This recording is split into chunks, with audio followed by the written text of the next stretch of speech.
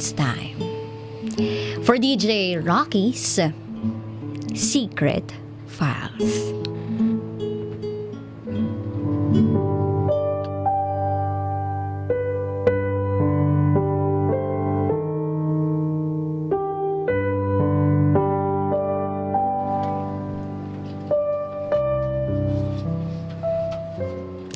Pare, bakit? Bakit girlfriend ko pa ang ginalaw mo? Ang sakit-sakit ng puso ko ngayon. Ako si Brian at ito ang aking secret file.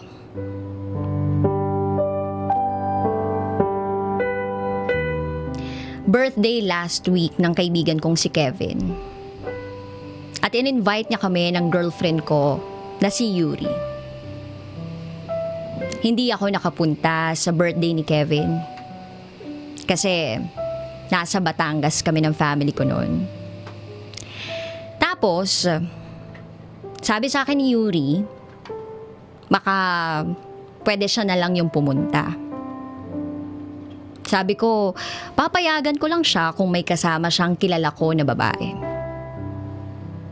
Sabi naman ni Yuri, meron naman daw. Si Ann daw. So, pinayagan ko naman yung girlfriend ko. Tapos, nag-text rin ako kay Kevin. Sabi ko, pre, happy birthday. Sensya ka na, hindi ako makakapunta. Bawi na lang ako.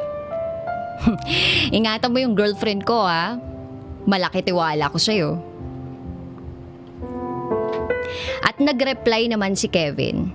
Sabi niya, salamat pare. Oo, talagang babawi ka. Oo pare, akong bahala. Mga 11 p.m. Nag-text na si Yuri. Sabi niya, Be, andito na kami sa apartment ni na Kevin. Nag-reply naman ako ng, Okay. Ingat kayo dyan, ha? Ingat ka. Alam mo naman yung mga ayaw ko, diba? I love you. At nag-reply siya ng, Opo, boss. Opo. I love you too. At sumagot ako ng, sige, lobat na ako eh. Nagdadrive ako. Maya na lang ulit pagdating namin sa bahay ni na tita. I love you so much. Ingat ha. Babe ha, huwag kang gagawa ng mga ayaw ko. I love you so much ulit. At sumagot siya ng, sige babe, ingat sa pag-drive. I love you so much. Opo babe. Kakauwi lang namin sa bahay ni na tita around 3 a.m. kasi naligaw pa kami ni daddy. Tapos nag-charge ako agad at tinext ko agad si Yuri. Tinanong ko kung kumusta na siya. Tapos sabi ko rin na umuwi na siya.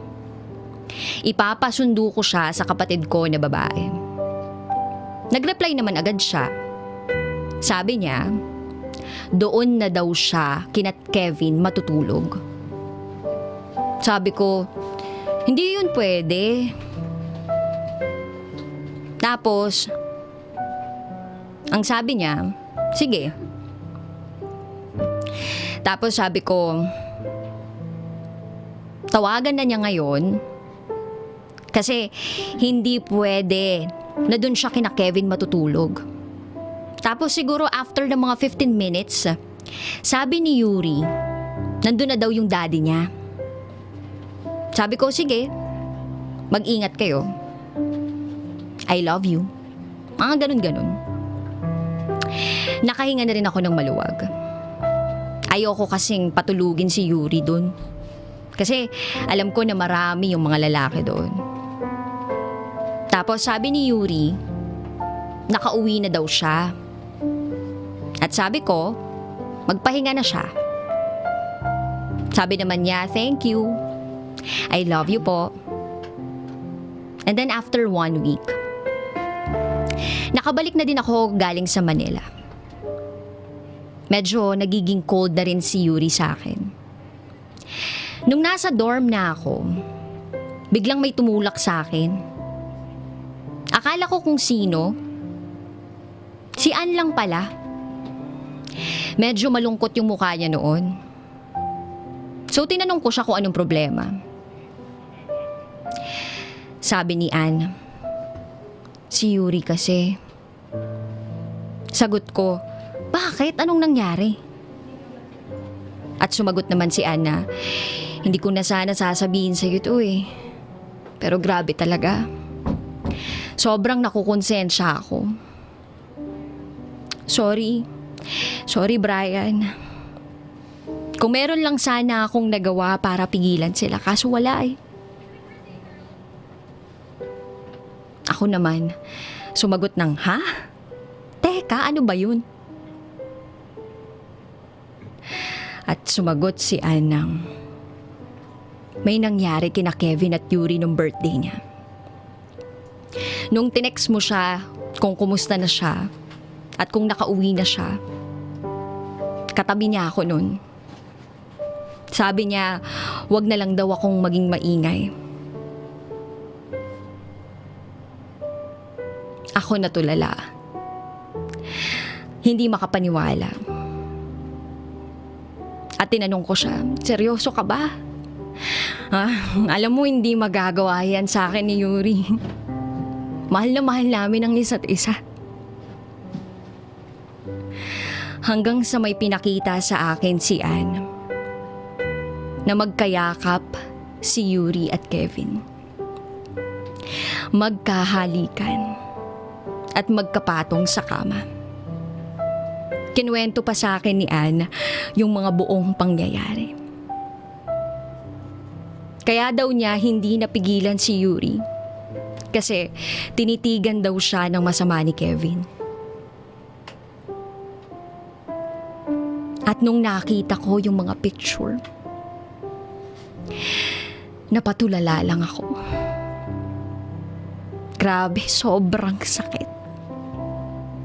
At bigla na lang tumulo yung luha ko sa sobrang sakit ng nararamdaman ko.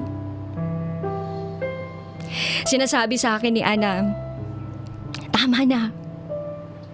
Huwag na daw akong umiyak. Pumasok ako ng dorm ko at hinayaan ko lang sa labas si Ann.